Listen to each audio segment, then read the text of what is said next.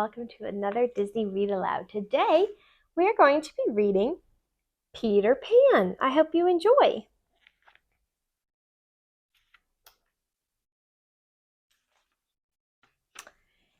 In a corner house on a quiet street in London lived three children, Wendy, John, and Michael Darling.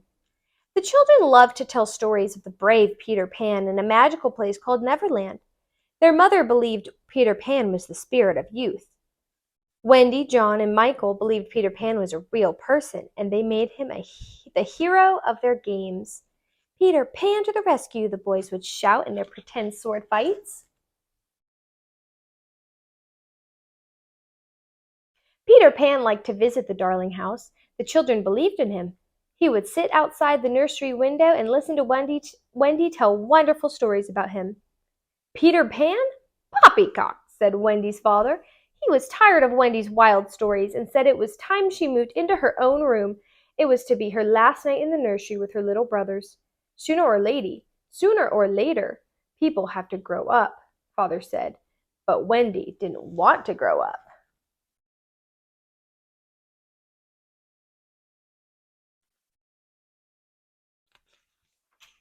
When the children fell asleep that night, Peter Pan and Tinker Bell sneaked into the house. They were searching for Peter's shadow. Peter and Tinker Bell looked all over the room.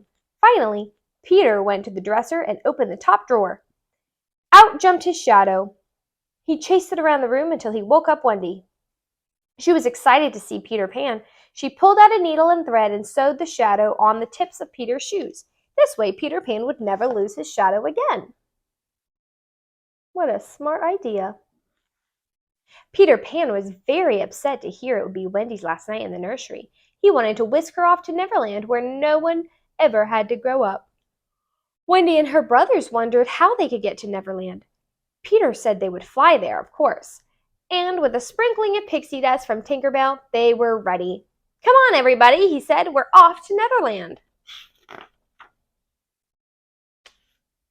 Peter Pan led the way as he, Wendy, and John and Michael soared over the city of London. They flew high above the rooftops among the clouds, on and on to Neverland. Waiting for Peter Pan in the waters of Neverland was a pirate ship commanded by the terrible Captain Hook. He wanted to find Peter's hideaway and capture him.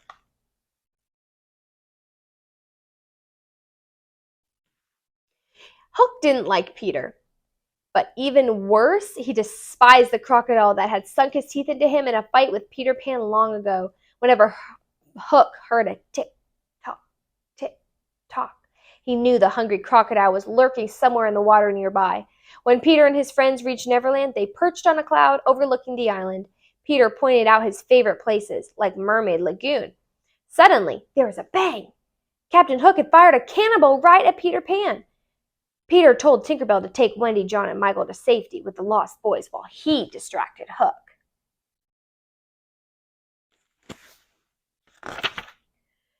Tinker Bell was jealous of Wendy, so she flew too fast for the children to keep up. When she reached the lost boys, Tinker Bell told them to try to knock Wendy from the sky. The lost boys hurled stones and wooden swords into the air. Wendy lost her balance and began to tumble to the ground.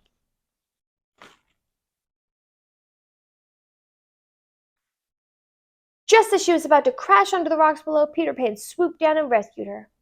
Peter was angry and charged Tinker Bell with high treason. Are you guilty or not guilty? He asked her. Tinker Bell was guilty, and Peter Pan banished her from the island forever. Wendy said that was a bit harsh. Okay, Peter said, for a week then. Once Wendy, John, and Michael were safely on the ground, they were eager to explore Neverland. John and Michael marched off into the woods to play Follow the Leader with the Lost Boys, and Peter took Wendy to visit the Mermaid Lagoon.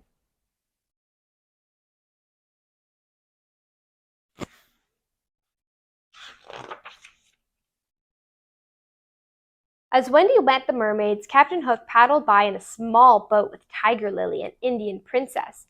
They were headed for Skull Rock. Peter and Wendy followed them to see what they were up to.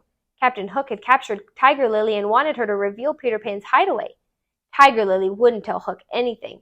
Peter wanted to rescue the princess, so he began to play tricks on Hook.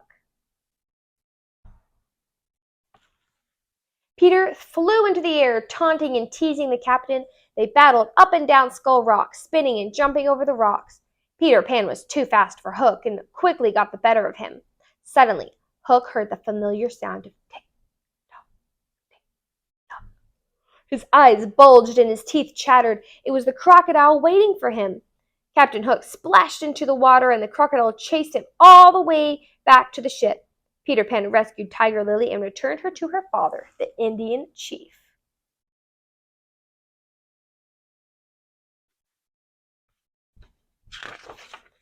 Back on the pirate ship, Captain Hook was angrier than ever. He thought Peter Pan had made a fool of him, so he devised a plan to get Peter once and for all.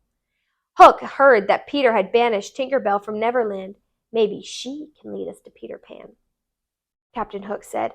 Tinker Bell sat alone in the woods and was miserable. She missed Peter and the Lost Boys as she watched them dance around the Indian chief's campfire.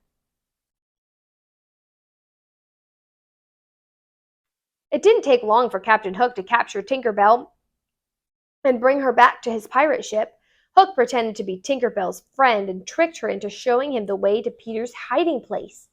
Tinker Bell made Hook promise not to lay a hand or hook on Peter. Hook promised, but he was deceitful. After Tinker Bell showed him the way to the hideout, Hook locked her up in a glass cage.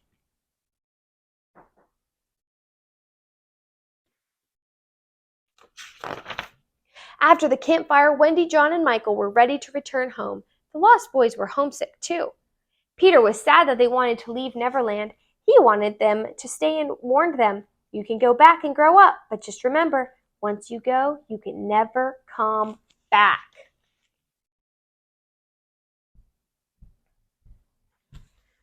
Captain Hook and the pirates were waiting in the woods as the children left Peter's hideaway. The pirates captured all of Peter's friends, Wendy, John, Michael, and the Lost Boys. Hook took them back to his ship and tried to make them become pirates. Captain Hook said they could join up or walk the plank. "Peter Pan will save us," Wendy said confidently. Captain Hook and his pirates laughed. They told Wendy they had left a present for Peter Pan. It was set to explode at 6 o'clock, and that was just seconds away. At the last moment, Tinker Bell escaped and flew to Peter Pan. She warned him about Captain Hook's plan. There was a loud bang, and black dust flew everywhere. Peter Pan climbed out of the ashes and looked for Tinker Bell. She had saved his life. Peter called her name and heard the faint tinkling of her bells deep in the rubble. Peter knew the others needed his help, but he had to save Tinker Bell first, even though they had argued. Tinker Bell meant more to Peter than anything in the whole world. Back at Hook's ship, the pirates made Wendy walk the plank. When she reached the end of the board, Wendy closed her eyes and bravely took a final step. Captain Hook listened for a splash, but he didn't hear one. He shouted to his pirates, demanding to know what had happened. Suddenly, Peter Pan flew through the air with Wendy safely in his arms. He had caught her just before she fell into the water. Tinker Bell hovered beside them. "This time you've gone too far, Hook," Peter shouted.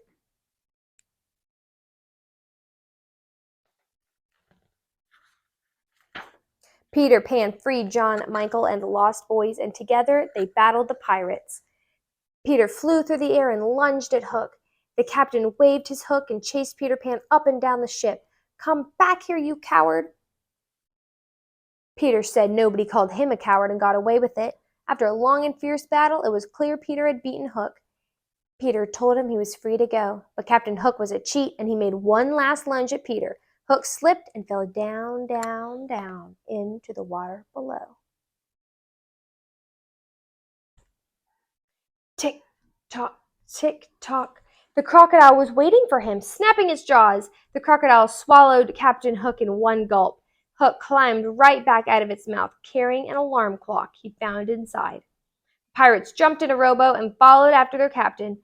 Hook disappeared from Neverland, racing through the waters to get away from the hungry crocodile. Peter Pan set sail on Captain Hook's ship. He understood that his friends wanted to find their way home. With a sprinkling of pixie dust, Tinker Bell turned the ship into gleaming gold, and it soared through the sky back to London. Wendy's parents opened the nursery door and found the children asleep. Wendy woke and pointed up at the moon and Peter Pan's ship sailing across it. Her parents stared out the window. Father said he had a strange feeling he'd seen that ship before. He was beginning to believe.